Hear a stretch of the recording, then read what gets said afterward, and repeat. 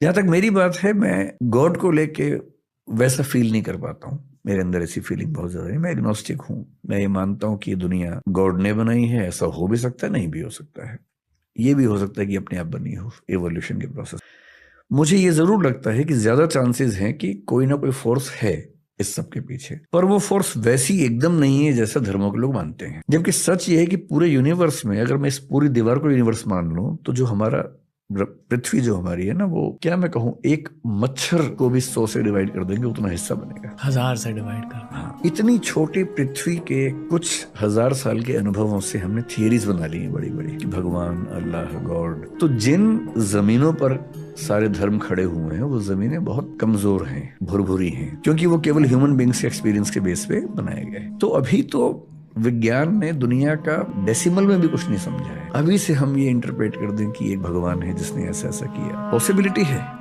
Agnostic होने का मतलब है कि I accept there stands a possibility of God existing. पर हमारे दुनिया के धर्मों में, दर्शनों में गॉड की जो व्याख्या है बहुत ही बेसिक लेवल की है। मेरे ख्याल से अल्टीमेट रियलिटी जब भी हमारे सामने आएगी, मतलब हमारी जिंदगी में तो शायद नहीं आएगी, शायद 10-20 हजार साल तक भी ना आए, शायद 1 लाख साल के बाद सामने आए, वो वैसी नहीं होगी जैसी हम सोचते हैं, उससे काफी अलग होगी। बिस्मिल्लाहिर्रहमानिर्रहीम। अस्सलाम वालेकुम दोस्तों। डॉक्टर विकास दिव्यकृति साहब का ये बयान एक अहम फिलोसॉफिकल सवाल उठाता है। क्या इस कायनात का कोई खालिक है या ये सिर्फ एक इवोल्यूशनरी प्रोसेस का नतीजा है? एग्नोस्टिक अप्रोच एक मिडल ग्राउंड है जो ना अल्लाह को तस्लीम करता है और ना ही इसका इनकार करता है, लेकिन एक फोर्स की मौजूदगी को जरूर एक्नॉलेज करता है। लेकिन ये फोर्स आखिर है क्या? क्या ये एक अनकॉन्शियस प्रोसेस हो सकती है या फिर एक इंटेलिजेंट माइंड के बगैर इसका होना मुमकिन नहीं? ये सवाल न सिर्फ अकल को चैलेंज करता है बल्कि इंसानी फितरत को भी जवाब ढूंढने पर मजबूर करता है। आइए अब इस्लामी नुक्ते नजर से इस सवाल का एक वाजे और लॉजिकल जवाब सुनते हैं मुफ्ती यासिर नदीम अल-वादिदी साहब के जरिए से। अच्छा जी, अब हमारे साथ अगले कॉलर हैं एग्नोस्टिक इंजीनियर। यार ये एग्नोस्टिसिज्म को बदनाम करके रहेंगे सब एग्नोस्टिक लोग। जी भाई। अस्सलाम वालेकुम। अस्सलाम। कैसे हैं मुफ्ती साहब? हाँ बिल्कुल ठीक जी, मेरे कुछ सवालात हैं, अगर आप उनका आप पहले मुसलमान थे? जी, मैं एक्स मुस्लिम हूँ। आप एक्स मुस्लिम हैं, ठीक है। तो मेरा आपसे वही सवाल होगा भाई, हम एग्नोस्टिक से वही सवाल करें जो भी आपने सुना अभी, जो एग्नोस्टिक आए थे। कि एग्नोस्टिसिज्म के लिए जरूरी है ना कि आपने दोनों तरफ के दलाइल जान लिए हों। तो क्या आपने दोनों तरफ के दलाइल जान लिए? किन दोनों तरफ के? यानी एग्नोस्टिसिज्म में आपको क्या शक है? खुदा के मौजूद होने न होने में शक है ना? एग्नोस्टिसिज्म में कोई शक नहीं है, इस्लाम में शक है मुझे, तो इसलिए। तो फिर आप एग्नोस्टिक न हुए ना, फिर आप एथिस्ट हो गए। नहीं, चले सही है। आप असल में एग्नोस्टिसिज्म की दो बड़ी डेफिनेशंस होती हैं, काफी सारी टाइप्स होती हैं। चले आप हमें समझा दें, समझे हम मान लीजिए हमें नहीं पता, आप बताइए क्या है एग्नोस्टिज्म। जो होता है उसका मतलब ये होता है, एक वीक एग्नोस्टिज्म होती है जो कि ये व्यू पॉइंट असर्ट करता है कि जो आइडियोलॉजिकल थियोलॉजिकल जो मैटर्स है उनके बारे में जो सच्चाई है वो हमें नहीं पता, ठीक है, लेकिन हो सकता है कि एक दिन हमें पता चल जाए, तो इसको वीक एग्नोस्टिज्म कहते हैं। और स्ट्रॉन्ग एग्नोस्टिज्म इसको कहते हैं कि हमें किसी दिन पता भी नहीं चल सकता कि सच्चाई है क्या, यानी डाइटी यानी गॉड, खुदा, उसके बारे में हमें किसी दिन पता नहीं चल सकता। तो एग्नोस्टिज्म इटसेल्फ एक फिलोसॉफिकल पोजीशन है। तो आप वीक है कि स्ट्रॉन्ग है? मैं वीक एग्नोस्टिक हूँ। अच्छा, वीक एग्नोस्टिक। तो इसका मतलब ये है कि सच्चाई आपको पता चल सकती है लेकिन अभी तक पता नहीं चली। अभी नहीं पता चली। अच्छा, सच्चाई अभी तक पता नहीं चली, उसकी वजह ये हो सकती है कि आपने मसलन खुदा के मौजूद होने के दलाइल को देखा, कंघाला, और आपको उसके मुकाबले में दलाइल नजर आए जो ज्यादा स्ट्रांग थे। फिर आपने खुदा के न होने के दलाइल को कंघाला, तो जो खुदा के होने के दलाइल थे वो कॉन्ट्रडिक्टरी नजर आए। तो आपको लगा कि यार एट दिस स्टेज मैं सच्चाई तक नहीं पहुंच पाऊंगा। ऐसे ही कुछ है। देखिए, मैं मुसलमान हूं तो मैं इस्लामिक गॉड की बात करूंगा, यानी अल्लाह की बात करूंगा। मैं उसी की बात कर रहा हूं। आपने दलाइल दोनों तरफ के देख लिए जो एक दूसरे को डिफाई कर रहे हैं।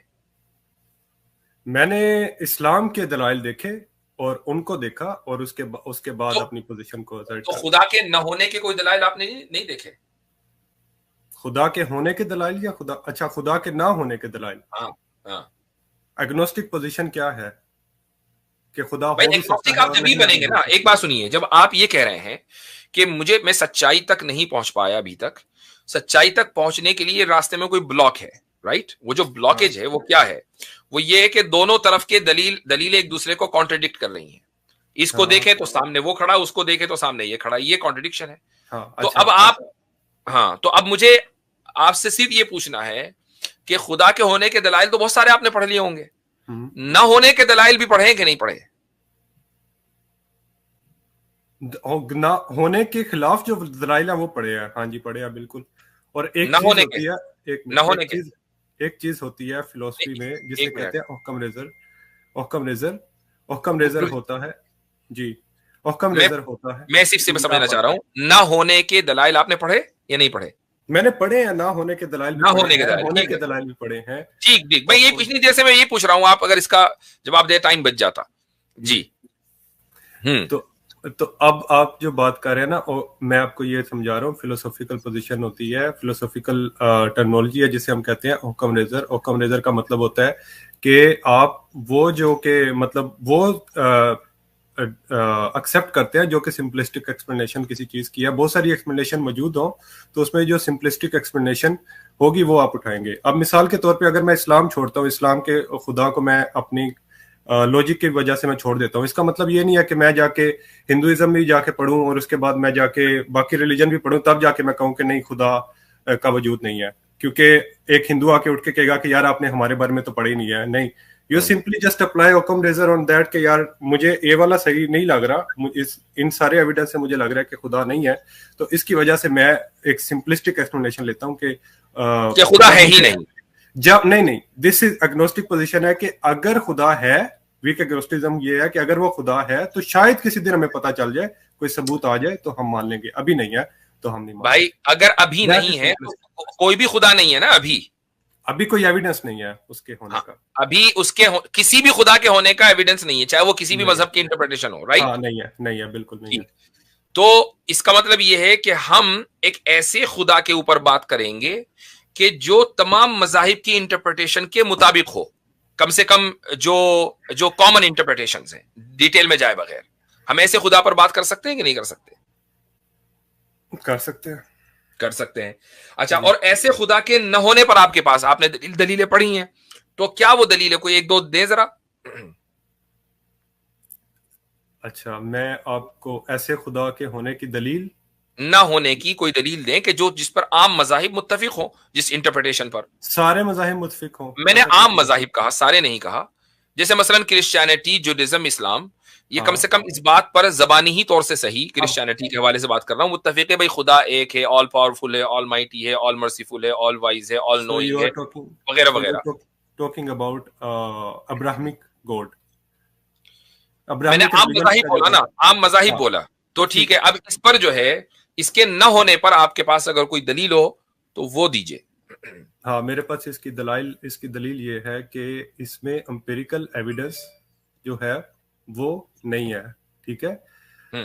इसका आर्गुमेंट ये है कि आप किसी एक इंसान के पर्सनल एक्सपीरियंस की बेस पे, उसको जो पर्सनल एक्सपीरियंस हुआ है उसने आके आपको बात बताई और आपने उसकी बात मान ली और उस खुदा को मान लिया आपने, क्योंकि उसने आके कहा कि मुझे खुदा ने मेरे पे वही नाजिल की है और ये बातें उसने की है और आपने मान लिया। उससे आपने कोई सबूत नहीं मांगा कि क्या है क्या नहीं, उसका कोई प्रूफ नहीं है आपके पास। ठीक, तो आप ये कह रहे हैं कि खुदा के होने के लिए एम्पिरिकल एविडेंस की जरूरत है। Yes, okay. अच्छा, टेस्टेबल एविडेंस की जरूरत है, एम्पिरिकल टेस्टेबल एविडेंस की जरूरत है। चलिए, टेस्टेबल का भी इजाफा कर लें। अच्छा, अब मुझे ये बताइए कि खुदा के होने, यानी खुदा को हम देख सकें जब मानेंगे, खुदा को हम टेस्ट कर सकें, मसलन ये है, कब इसको टेस्ट कर रहे हैं, बजा के देख रहे हैं कि हाँ ये है मेरे हाथ में कुछ, तब मानेंगे? यानी इस तरह का खुदा आपको चाहिए? मुझे चाहिए वाली बात ही है, मुझे एविडेंस चाहिए। एविडेंस क्या है? एविडेंस की बात कर रहा हूं। एग्नोस्टिक साहब, आप गोया ये क्लेम कर रहे हैं कि किसी भी वजूद का, किसी भी एग्जिस्टेंस का जो है वो उसी वक्त इकरार किया जाएगा जबकि वो टेस्टेबल हो, टेस्टेबल एग्जिस्टेंस हो उसकी। यस, ठीक है, यानी गोया के वजूद वही है, सिर्फ ऑब्जर्वेशन की बुनियाद पर टेस्ट करेंगे, ऑब्जर्वेशन के बाद। हाँ, टेस्ट का मतलब कि ये जो साइंटिफिक मेथोडोलॉजी है इनका, ठीक है, इसकी बेस पे जो है आप चीजों को के वजूद को इफर्म करेंगे। अगर कोई चीज उस दायरे से बाहर हो तो गोया कि वो वजूद नहीं है आपके नजदीक, ऐसा ही है ना? हो भी सकती है और नहीं भी हो सकती। तो नहीं, अभी तो आपने कहा, फिर आप ये भी कहें कि खुदा के ताल्लुक से तो आप ये बात नहीं कह रहे सर। खुदा के बारे में तो आप ये कह रहे हैं कि ऐसा दलील चाहिए, ऐसा एविडेंस चाहिए जो टेस्टेबल हो और ऑब्जर्वेशन बेस्ड हो। हाँ, तो मान लेंगे ना उसको, जब टेस्टेबल होगा, टेस्ट कर लिया जाएगा तो मान लेंगे। नहीं तो इससे पहले एग्नोस्टिक साहब इस पे जो है बात होगी कि क्या वजूद जो है वो सिर्फ इसी जो आप बता रहे हैं मेथड, उसी मेथड के अंदर आती है, या वजूद का इस बात इसके बाहर से भी हो सकता है? या तो आप कहें कि नहीं इसके बाहर से भी हो सकता है, तो फिर हम कोई भी फिर दलील ला के दे सकते हैं। फिर आपका ये लिमिट करना कि नहीं ये दलील इसके अंदर की होनी चाहिए, फिर ये दुरुस्त नहीं है। या फिर आप कहें कि नहीं कोई भी जो वजूद होगा वो इसी दलील से साबित होगा। दोनों में से कोई एक बात माने आप। मैंने ये तो नहीं कहा, मैंने कहा कि टेस्टेबल हो, किसी भी तरह टेस्टेबल हो सकता है, जरूरी थोड़ी है कि वो साइंटिफिक। आपने ऑब्जर्वेशन की कैद लगाई, पहले ऑब्जर्वेशन फिर टेस्टेबल आपने कहा था। मैंने ऑब्जर्वेशन की कैप नहीं लगाई, मौलवी साहब ने ऑब्जर्वेशन की बात की है। लेकिन भाई आपने खुद ही कहा एम्पेरिसिज्म। चले सही है, आप टेस्टेबल सिर्फ ले ले, ठीक है, किसी भी तरह नहीं, आप कुछ भी मेरी तरफ गढ़ दे, कह रहे चले सही है, आप खुद बोला आपने एम्पेरिकल। अच्छा, मैंने मतलब एग्नोस्टिक साहब आपका क्राइटेरिया क्या है ये खुद अभी तक तय नहीं है। नहीं, आप बीच पे नहीं बोले, मैं मौलवी साहब से बात कर रहा था, आप बीच नहीं, वो भी मौलवी साहब है भाई, वो भी मौलवी साहब है, दोनों फोटो देख के नहीं लग रहा मैं मौलवी साहब हूं। नहीं, आप है मौलवी साहब, लेकिन ये जरा डेंजरस मौलवी साहब, इसलिए आप उनसे बात नहीं करना चाह रहे। नहीं, चले मैं बात उनसे कर लेता हूँ, फिर एक इंसान से बात कर लेता हूँ। आप मुझे बता दें किससे बात करी, मैं उससे बात कर लेता हूँ। हम दोनों ही बात करेंगे, पूरा पैनल यहाँ मौजूद है, आप पैनल से बात करने के लिए आए हैं। चले, आप टेस्टेबल, तो आपने एम्पेरिकल का लफ्ज आप वापस ले लिया। नहीं, एम्पेरिकल हो या टेस्टेबल हो, इन दोनों में से कोई भी हो, I am okay with that, ठीक है। अच्छा, ठीक है।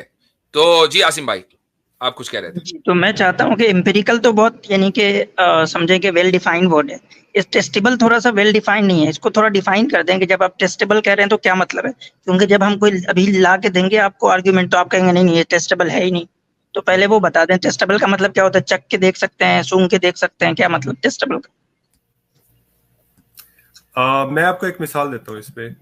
टेक एग्जांपल के एक साइंटिफिक स्पेकुलेशन है कि एक पैरेलल यूनिवर्स हो सकता है जो कि इन यूनिवर्स को मतलब क्रिएट करता है। पैरेलल यानी मल्टीवर्स की एक कॉन्सेप्ट है। तो अब हम उसको अभी हम मान नहीं रहे, बस इट जस्ट एन स्पेकुलेशन।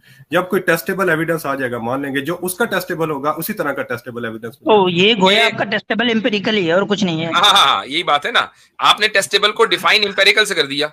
नहीं, आपने अजर्ट किया ना अभी, क्या नाम है तो भाई आप डिफाइन कर दिए ना कि टेस्टेबल का मतलब मेरे नजदीक ये है।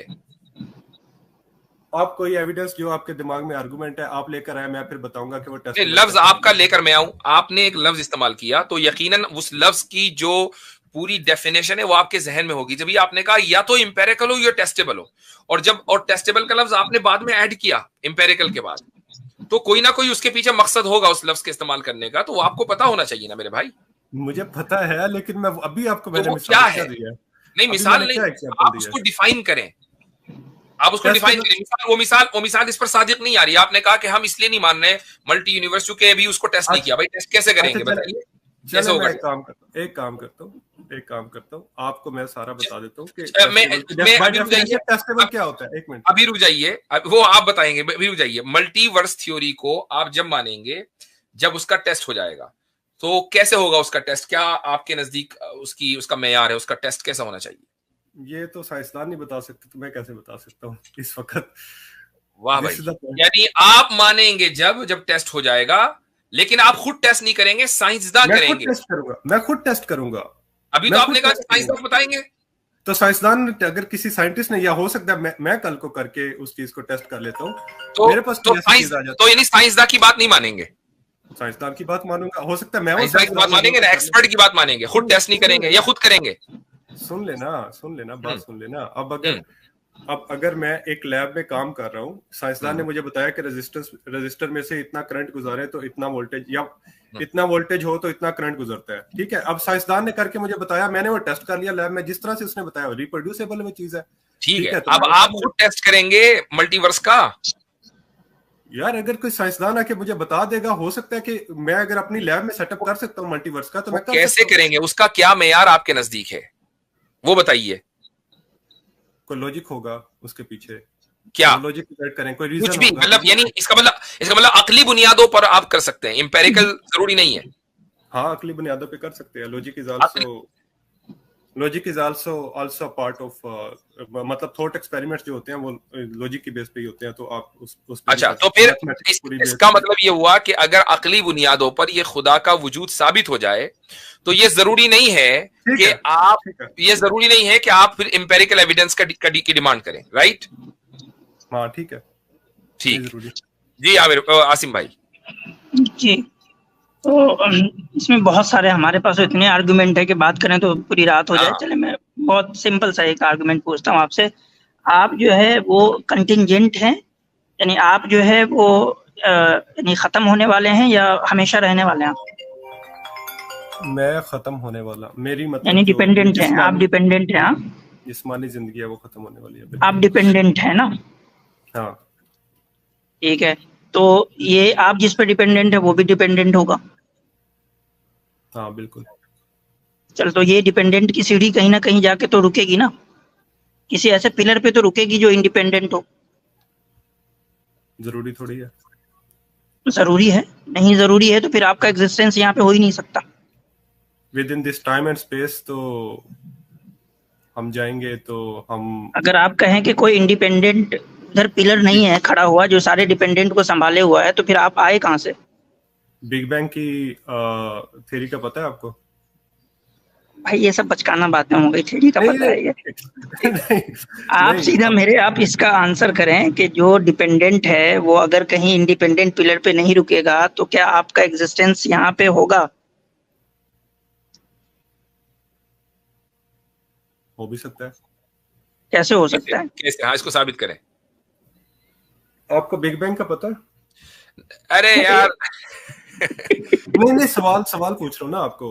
आप इसको साबित कर लीजिए पहले, वो पता होता रहेगा, हम साबित कर लीजिए। आपने अभी तक जितनी बातें बताई हैं उससे 10 बातें हमें आगे पता है। आप उसको साबित कीजिए कि अगर ये सिलसिला कहीं ना रुके तब भी आप एग्जिस्ट कर सकते हैं, बावजूद है कि आप कंटिंजेंट हैं, और कंटिंजेंसी का ये सिलसिला हमेशा चलता रहे इन्फिनिटली, आप तब भी मौजूद होंगे। इसको साबित कीजिए। नहीं, मैं नहीं हो सकता। अगर इन्फिनिटी चलता रहेगा तो फिर नहीं हो सकता। तो यार ये बात आप पहले कहते कहीं ना कहीं जो है कोई इंडिपेंडेंट पिलर है। वो पॉइंट सही मतलब समझ नहीं आ रही थी ना उनकी, तो सही नहीं हो सकता, बिल्कुल नहीं हो सकता। तो आप यानी कि डू यू एग्री के कोई ना कोई इंडिपेंडेंट पिलर है जो ये सारे, जिस पे ये सारे डिपेंडेंट जो है वो जो इवेंट्स है वो उस पर टिके हुए हैं? हाँ बिल्कुल, ठीक है। कोई इंडिपेंडेंट तो फिर एक इंडिपेंडेंट पिलर साबित हो रहा है, दैट इज गॉड। हाँ, वो मेरी नजर में बिग बैंग है, आपकी नजर में गॉड है। ठीक है। नहीं, आपकी नजर में बिग बैंग तो खुद भाई एक इवेंट है। इवेंट है ना, इवेंट गॉड है। बिग बैंग के बाद बिग बैंग तो खुद डिपेंडेंट एक इवेंट है भाई। बिग बैंग के बाद ही टाइम, आप कैसे साबित करते हैं कि वो डिपेंडेंट इवेंट है? क्या आपको पता है? क्योंकि भाई वो एक इवेंट है, एक टाइम फ्रेम में वो एक इवेंट है, तो इसका मतलब ये है कि वो कंटिंजेंट है। अगर वो कंटिंजेंट नहीं होता तो वो उसी स्टेटस में रहता। वो अगर कंटिंजेंट नहीं रहता तो वो उसी स्टेटस में रहता। अगर बिग बैंग कंटिंजेंट नहीं होता तो आप जो है वो उस इवेंट्स के पार्ट कैसे बनते? आप बन ही नहीं पाते। सर, आपकी बात को मैं स्टीलमैन कर रहा हूँ। आप ये कह रहे हैं कि जो बिग बैंग है वो भी किसी टाइम और स्पेस में हुआ है, आप ये कह रहे हैं? क्योंकि आपकी बात अभी आपने ये बात की है। नहीं, वो कंटिंजेंट है। बिग बैंग भी जो है वो एक, बात ये हो रही है कि बिग बैंग जो है वो खुद कंटिंजेंट है। अगर वो कंटिंजेंट ना होता या डिपेंडेंट ना होता, इंडिपेंडेंट होता, तो वो कभी चेंज ना होता, उसके अंदर कोई मजीद इजाफा, कमी बेशी कुछ ना होती, वो अपनी जगह रहता। हाँ, लेकिन आप मुझे ये बात बताएं कि ये किसी चीज का आपने ये आपने खुद ही डिफाइन किया ना। आपने कहा कि मैं खत्म होने वाला हूं। अच्छा जी, खत्म होने का क्या मतलब है जी? मैं कंटिंजेंट हूं इसलिए मैं खत्म होने वाला हूं। तो बिग बैंग भी होकर खत्म हो गया, राइट? तो इसका मतलब बिग बैंग भी कंटिंजेंट हुआ, इंडिपेंडेंट तो न हुआ। तो बिग बैंग को आप इंडिपेंडेंट कैसे मान रहे हैं? अच्छा चले, मैं इस बात को भी मान लेता हूं कि आप कह रहे हैं बिग बैंग डिपेंडेंट है या इंडिपेंडेंट है। पोजीशन क्लैरिफाई करके मुझे। भाई डिपेंडेंट है ना, वो कंटिंजेंट है। जो बिग बैंग को अगर मान भी लें आप, आपकी बात मान ली, बिग बैंग डिपेंडेंट है, ठीक है, आप ये कह रहे हैं कि बिग बैंग जो है वो डिपेंडेंट इवेंट है, किसी और फोर्स ने बिग बैंग किया, और उसको आप कह रहे हैं कि ये वो फोर्स जो है वो खुदा की फोर्स नहीं, इसके लिए कॉज का आप लफ्ज इस्तेमाल करें तो ज्यादा बेटर होगा, फोर्स से ज्यादा। हाँ। कॉज का लफ्ज आप किसी कॉज ने बिग बैंग कॉज किया, ठीक है, वो खुदा की जात है। इससे आपका खुदा कैसे साबित होता है? वो रिलीजियस गॉड जो अल्लाह है। अभी तो हमारा सिर्फ एक वजूद साबित हो गया ना, मतलब एक इंडिपेंडेंट वजूद साबित हो गया। अभी तो एक क्वालिटी उसकी साबित हुई है। अभी धीरे धीरे, अभी स्टेप बाय स्टेप चलेंगे ना। पहली सीढ़ी तो माशाल्लाह आपने हमारे साथ तय कर ली कि आपने एक इंडिपेंडेंट बीइंग के आप कायल हो गए। ठीक है, हो गए नहीं, एक मिनट, ये for the sake of argument है या हो गए? मैं आर्गुमेंट समझना चाह रहा हूँ, ठीक है, मैं बात समझ। तो इसका मतलब अभी नहीं हुआ है, तो आर्गुमेंट समझ लीजिए आगे बढ़ने से पहले। देखिए, जब आप भाई जो सुन लीजिए, जब बिग बैंग आपने खुद मान लिया कि बिग बैंग डिपेंडेंट है, तो उसके पीछे जो कॉज होगा वही इंडिपेंडेंट होगा। तो एक इंडिपेंडेंट कॉज के जिसको हम खुदा कहते हैं, आप उसके वजूद के कायल हैं कि नहीं? किसी कॉन्शियस वजूद के कायल जरूरी नहीं, अभी उसको कॉन्शियसनेस का भी छोड़ दें। अभी सिर्फ एक इंडिपेंडेंट वजूद के कायल हैं कि नहीं? इंडिपेंडेंट कुछ भी हो सकता है भाई, वो बात देखेंगे बाद में, अभी साबित करेंगे। आप इस इंडिपेंडेंट वजूद के एग्जिस्टेंस के कायल हो गए कि नहीं हो गए? क्यों इतना डर लग रहा है? मैं मान गया हूं आपकी बात, ठीक है, कायल हो गया मैं। आगे बढ़े आप।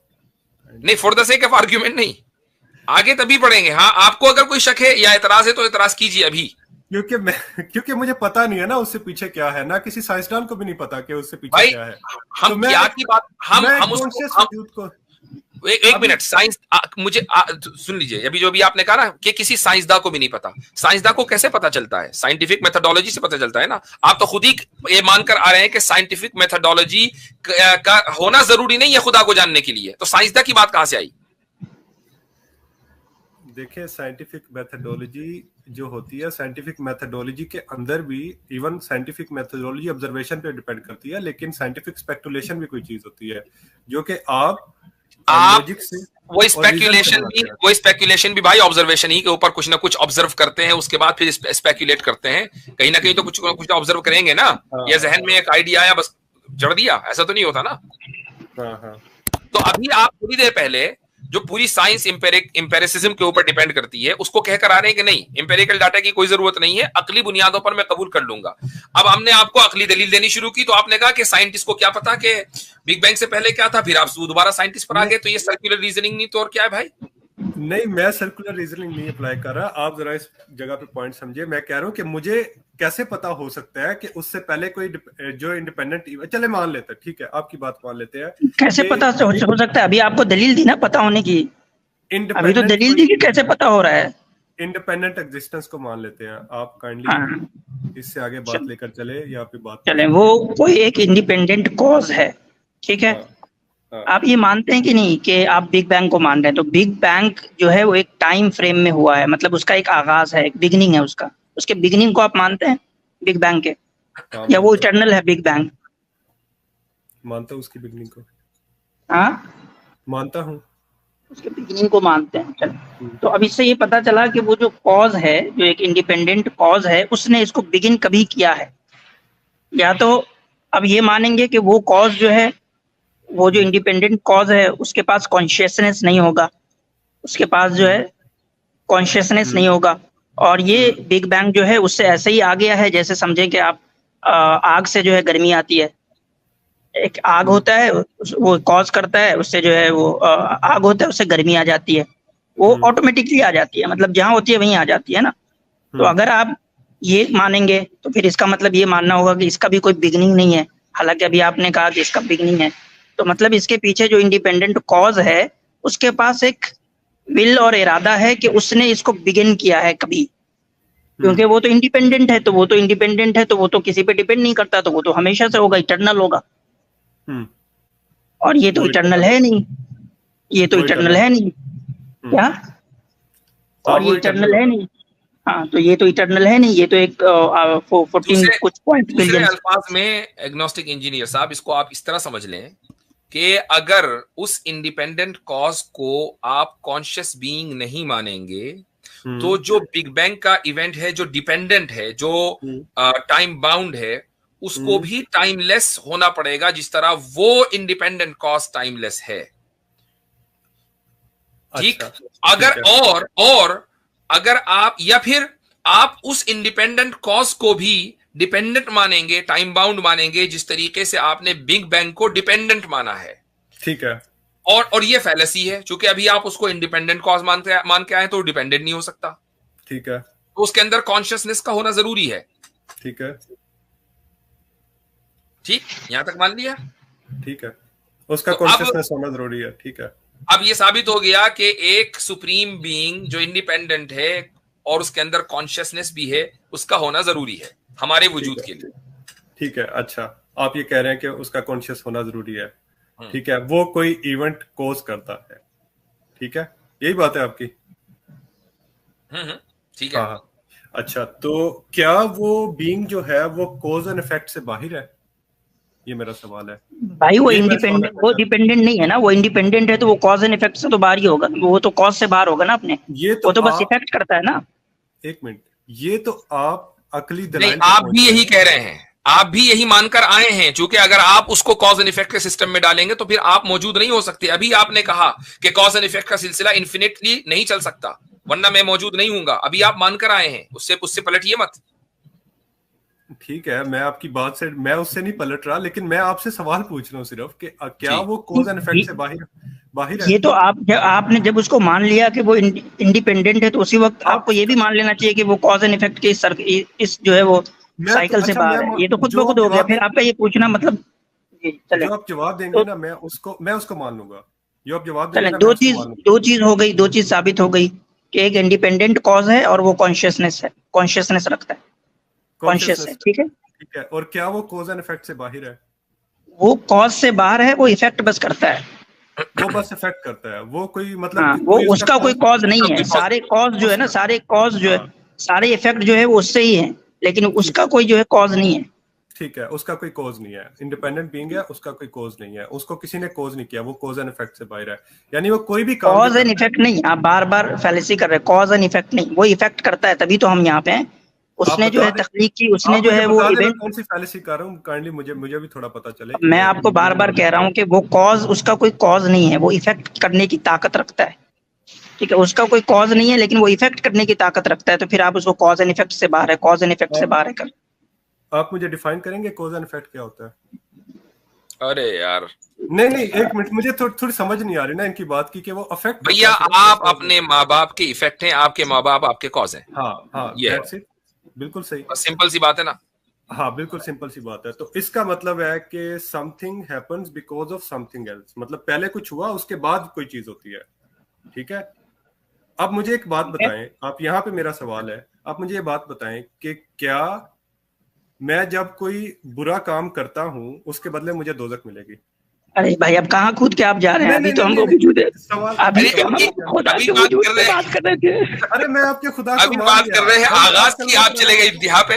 अभी तो हम आगाज की बात कर रहे हैं, इंतहा पे कहाँ पहुंच गए? जन्नत दोजख का तो इंतहा में मामला है। अरे यार, अच्छा जी, just bear with me for एक थोड़ी सी देर के लिए ना, सिर्फ ये बात मुझे समझाए कि मैं थोड़ी काम यानी थोड़ी सी देर के लिए आपको बर्दाश्त करें। ठीक है, कर लेंगे। बर्दाश्त करें, बिल्कुल। मैं बहुत शुक्रिया आपका अगर आप बर्दाश्त कर रहे हैं तो। जी। देखिए, अब अगर मैं कोई बुरा काम करता हूं तो फिर उसके हिसाब से मुझे उसकी सजा मिलती है, ऐसे ही है? बोलते रहे, अब बर्दाश्त कर रहे हैं हम आपको, बस बोलते रहे। ठीक है, इसका जवाब तो दे दें। नहीं, आप बोले, फिर जवाब देंगे। मैंने आपके सारे सवालों के जवाब दिए हैं, आप काइंडली आप थोड़ा इसका जवाब आप अपनी बात पूरी रखें, क्योंकि अब मामला बर्दाश्त में चल रहा है, इससे बाहर नहीं होना चाहिए, बर्दाश्त से बाहर। ठीक है, अब चलते रहे। अच्छा, अगर मैं कोई काम करता हूं और उसके बदले में मुझे कोई सजा या जजा मिलती है, तो इसका मतलब है कि मेरा जो काम है, यानी कोई खुदा मुझे सजा इस वजह से दे रहा है क्योंकि मेरा काम उसका कोज बन रहा है, उस अफेक्ट का कोज बन रहा है, उस रिजल्ट का कोज बन रहा है। ठीक है, तो खुदा फिर कैसे, जो इस्लामी कोड काम उस रिजल्ट का, यानी दोजख में जाने का कॉज बन रहा है। ठीक है, कॉज बन रहा है, तो फिर खुदा कॉज एंड इफेक्ट से बाहर कैसे? जो अल्लाह है जो हाँ। खुदा की जात है वो कॉज एंड इफेक्ट से बाहर कैसे है? फिर वो सजा अल्लाह को मिल रही है, आपको मिल रही? मुझे मिल रही है। तो फिर आप ही हुए ना अंदर। अल्लाह को काहे को ला रहे हैं अंदर? हाँ, मैं एक मिसाल देता हूँ ना इस पे। अब मिसाल के तौर हाँ। पे मेरे एक यहाँ पे यानी अपने अमल का नतीजा आप भुगत रहे हैं, ठीक? मेरी बात सुन ले। और कह रहे हैं कि अल्लाह ताला कॉज एंड इफेक्ट का हिस्सा हुआ। वाह भाई वाह। मेरे सामने गिलास पड़ा हुआ है, मैंने एक गिलास खाली था मेरे पास, ठीक है, मैंने उसमें पानी भरना शुरू किया, वो भर गया। कोज क्या था? पानी भरना शुरू किया, इफेक्ट हुआ, गिलास भर गया। तो अब गिलास पे इफेक्ट हो रहा है, लेकिन कोज क्या है? मैं उसको कोज, मतलब जो कोज है वो कुछ हो रही है, लेकिन कोज हो रहा है, कुछ हो रहा है। तो अब नहीं नहीं नहीं नहीं नहीं नहीं, आप है कॉज, आपने पानी भरा। हाँ, और इफेक्ट ये है कि गिलास भर गया, ठीक? हाँ, ऐसे ही यहां पर आपने गुनाह किया, इफेक्ट ये है कि आप जलेंगे। हाँ, तो हाँ, फर्क क्या हुआ? जलाएगा कौन? जलाएगा कौन? अच्छा, अब आप ये कहें कि मैंने गिलास रखा हुआ है, मैंने इसमें पानी भरा, ठीक है, मैं, और लेकिन इफेक्ट जो है वो आसिम इफ्तिखार, वो कॉज आसिम इफ्तिखार नहीं साहब नहीं, है। मुझे भाई बताएं, जलाएगा कौन मुझे? यानी मैंने तो भर गलत मैं रहा हूं, भर रहा गिलास है, और कॉज हो गया आसिम इफ्तिखार साहब। अरे मेरे भाई, मैं आपसे बहुत सिंपल सवाल पूछ रहा हूँ, मुझे जला कौन रहा है? अब उसको इसी पानी वाली की मिसाल ले लें। आपकी टंकी में पानी आ रहा है, ठीक? अब आपने गिलास टंकी के सामने रखा और वो पानी भर गया, ठीक है? तो आप ये कहेंगे कि ये जो वो बैठा हुआ है ना बड़े वाले टंकी के ऊपर, जिसने टंकी बंद नहीं की, मेन जो वाटर लाइन है, वो कॉज है इस गिलास के भरने का। भाई वो कॉज होगा कि ये आप कॉज होंगे कि आपने टंकी खोल के गिलास उसके नीचे रखा? अच्छा, ये वाटर सप्लाई कंपनी होगी कॉज। अच्छा, अगर कोई मिसाल, चले एक और मिसाल दे देता हूँ, आप मेरे ख्याल अच्छा, से ये वाली मिसाल फेल हो गई? नहीं, फेल नहीं हुई, ये फेल नहीं हुई, असल में आप समझ नहीं पा रहे मेरी मिसाल को, या ये उतनी अच्छी मिसाल नहीं है जितनी कि आप हाँ, ये यही वाली बात है, ये सेकंड वाली बात ज्यादा सही है। अब अगर मेरे सामने चले, मैं एक पुलिस ऑफिसर हूँ और एक मुजरिम है, और वो कोई जुर्म करता है, ठीक है, और मैं उसको जेल में बंद कर देता हूँ, ठीक है। अब जेल में कौन बंद कर रहा है? मैं कर रहा हूँ, लेकिन काम क्या था जिसकी वजह से उसको जेल में बंद किया जा रहा है? वो कॉज थी जिसकी वजह से उसको जेल में बंद किया जा रहा है। उसने कोई गलत काम किया था या उसने चोरी की थी, मैंने उसको जेल में बंद कर दिया, ठीक है। तो अफेक्ट क्या है? अफेक्ट हो रहा है और कोज भी हो रहा है। कौन कर रहा है इसको भी फिलहाल छोड़ दें, बट कोज है और इफेक्ट है। मैं बाउंड हूं कोज और इफेक्ट से, यानी अगर वो कोई गलत काम नहीं करेगा तो मैं उसको जेल में भी बंद नहीं करूंगा। अगर कोई पीछे कोई ये चीज पूछे कि भाई इसको क्यों बंद किया? अच्छा, मैं एक सवाल आपसे, यही, चलिए रुक जाइए, हालांकि ये मिसाल भी वैसे ही है पानी वाली, बल्कि उससे जरा कम दर्जे की मिसाल है, लेकिन मैं अभी इस मिसाल की फ्लॉस को बयान करने से पहले एक सवाल आपसे ये पूछ लेता हूं कि ये जो इसी मिसाल के ताल्लुक से एक आदमी ने जुर्म किया, ठीक, और अदालत में केस चला, मुल्क का कानून यह है कि उस आदमी को उस जुर्म की 5 साल सजा होगी, कम से कम मिनिमम 5 साल। अब क्या उसको जज को ये इख्तियार है कि वो उसको सजा न दे, जबकि कानून में लिखा है कि उसकी सजा मिनिमम 5 इयर्स है? जी, जज को इख्तियार नहीं है, बिल्कुल नहीं है ना, नहीं है। जज मजबूर है, कानून में लिखा हुआ है कि 5 साल की सजा देगा, ठीक। तो खुदा मजबूर नहीं, खुदा मजबूर नहीं है, वो आपको चाहेगा तो माफ कर देगा, माफ कर देगा मुझे, आपको चाहेगा तो माफ कर देगा, यानी एक गुनहगार को चाहेगा तो माफ कर देगा। वो ना करे, उसने अपने ऊपर कोई चीज लाजिम कर ली, वो बात अलग है, लेकिन वो लाजिम कोई किसी ने बाहर से नहीं किया, जज के ऊपर लाजिम हुआ है बाहर से। कानून साज काउंसिल ने, लेजिस्लेटिव जो काउंसिल है, उसने जज को ताबे किया है कि ये है मुल्क का कानून, इसके मुताबिक चलेगी आपकी अदालत। खुदा के ऊपर कोई लेजिस्लेटिव बॉडी नहीं है, उसने खुद ही कहा है कि वो जो चाहे गुनाह माफ कर दे। हाँ, शिर्क का गुनाह वो माफ नहीं करेगा। हाँ, और चले ठीक है, शिर्क का वो गुनाह माफ नहीं करेगा। अब इसी पे आ जाते हैं, शिर्क का गुनाह वो माफ नहीं करेगा। अब अगर ये कानून कहाँ से बना है, शिर्क का गुनाह वो माफ नहीं करेगा? कानून इसे खुद बनाया है, उसने खुद बनाया, ठीक है, उसने खुद बनाया। इसका मतलब है कि अगर मैं शिर्क करता हूं और मैं दोज़ख में चला गया, ठीक है, खुदा ने मुझे, अब कोज क्या है? शिर्क, और इफेक्ट क्या है? दोज़ख में जाना। अगर मैंने शिर्क ना किया होता तो मैं दोज़ख में ना जाता। अब कोई पूछे कि हाँ भाई दोज़ख में क्यों हो? क्योंकि मैंने शिर्क किया था। इसका मतलब कि बाउंड हो गया कोज एंड इफेक्ट से। तो आप हुए ना, खुदा तो नहीं हुआ ना। खुदा तो खुद ही तो आप कह रहे हैं कि मैंने शिर्क किया इसलिए मैं गुनाह, तो शिर्क आपने किया ना, कॉज आप हुए ना। खुद ही कह रहे हो कि मेरा शिर्क करना कॉज है, खुद ही मान रहे हैं, फिर खुदा को बाउंड कर रहे हैं। नहीं, खुदा बाउंड इस तरह हो जाता है कि खुदा अगर मैं ना करता तो फिर वो ना भेजता मुझे दोजख में, लेकिन तो बाउंड आप ना करते तो भैया आप ही तो कॉज हुए ना। अरे इस पॉइंट की डेप्थ आप समझ नहीं पा रहे असल में अजी यार। बहुत इतना गहरा है कि ये तो नजर भी नहीं आ रहा है, इतना नीचे चला गया। हाँ बिल्कुल ऐसा ही है। तो अब अगर वो मुझे अफेक्ट ये दे रहा है, सजा तो वही दे रहा है ना, अफेक्ट उसकी बेशक कॉज मैं ही हूं लेकिन सजा तो वही दे रहा है कॉज आप है ना, कॉज आप है ना, कॉज मैं हूं बस। लेकिन सजा तो वही दे रहा है ना। खुदा कॉज ना हुआ ना, कॉज एंड इफेक्ट से बाउंड तो हो गया ना खुदा। कॉज एंड इफेक्ट से बाउंड नहीं हुआ, उसका बनाया हुआ कानून वो ये कहता है कि आप अगर गुनाह करेंगे तो सजा दी जाएगी। ये उसका बनाया हुआ कानून है, उसका बनाया हुआ कानून है, वो खुद नहीं है उसका हिस्सा कॉज एंड इफेक्ट का। अब मैं वापस उधर आ जाता हूं। यहाँ ये तो ये नहीं, बिल्कुल एक बेकार सी गुफ्तगू हुई, चूंकि इसमें आपको बर्दाश्त कर रहे थे आपकी वजह से। असल बात जो है वो ये है कि शुरू में, मुफ्ती साहब, हाँ, शुरू में आपने इस बात को तस्लीम किया कि हम एक ऐसे वजूद के जो कॉन्शियस बीइंग है उसके कायल हैं और जो इंडिपेंडेंट है। अब मुझे एक बात आप बता दीजिए कि उस इंडिपेंडेंट का कोई कॉज है या नहीं है, आप इसको मानते हैं या नहीं? उस इंडिपेंडेंट का कॉज कोई है कि नहीं है? हो भी सकता है, नहीं भी हो सकता। नहीं, ये इतनी गहरी बात ना करें कि हमें नीचे देखना पड़े कि यार गहराई से इस बंदे को निकाले कैसे। हो भी सकता है, नहीं भी हो सकता, क्या मतलब? क्योंकि अगर होगा तो फिर वो इंडिपेंडेंट नहीं होगा ना। आप मान रहे हो इंडिपेंडेंट? चले मैं कह देता हूं कि उसका कोई नहीं है, ठीक है, नहीं है उसका। कह देता हूं नहीं, आपको कहना पड़ेगा, उसके बगैर बात चलेगी कैसे?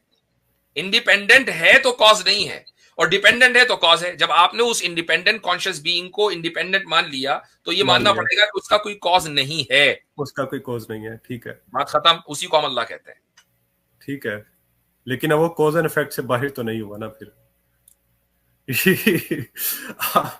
वो कॉज एंड इफेक्ट से बाहर तो नहीं हुआ ना वो।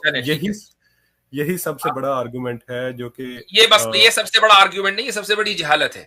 एक तरफ आप ये कह रहे हैं कि वो इंडिपेंडेंट है, उसका कोई कॉज नहीं है, फिर खुद ही कह रहे हैं कि वो कॉज एंड इफेक्ट से बाहर नहीं हुआ। वाह भाई वाह। वो मुझे सजा दे रहा है इस वजह से क्योंकि मैंने गलत काम किया है, ठीक है, ठीक है। तो ये कॉज और इफेक्ट उसके बनाए हुए हैं। आपका गुनाह करना और उसके नतीजे में सजा देना ये खुदा का बनाया हुआ कानून है। वो खुद जिस चीज को उसने बनाया है वो उसका हिस्सा नहीं है, वो उससे बाहर है। अच्छा, ठीक है, ठीक है, ठीक, चलें, ठीक हो गया, बहुत हो गया। इंशाअल्लाह बर्दाश्त का पैमाना इतना हो गया है कि वो कहीं लबरेज ना हो जाए। तो फिलहाल अगली मर्तबा आपसे गुफ्तगू करेंगे इंशाअल्लाह। दोस्तों, इस वीडियो को लेकर आप लोगों की राय क्या है कमेंट सेक्शन में जरूर से बताइएगा, और इस वीडियो को जितना हो सके अपने तमाम दोस्तों के साथ भी शेयर कीजिए, और इस वीडियो को लाइक करके चैनल को सब्सक्राइब भी कर लीजिए। मैं मिलता हूँ आपसे अगले वीडियो में एक और नए टॉपिक के साथ। तब तक के लिए अल्लाह हाफिज।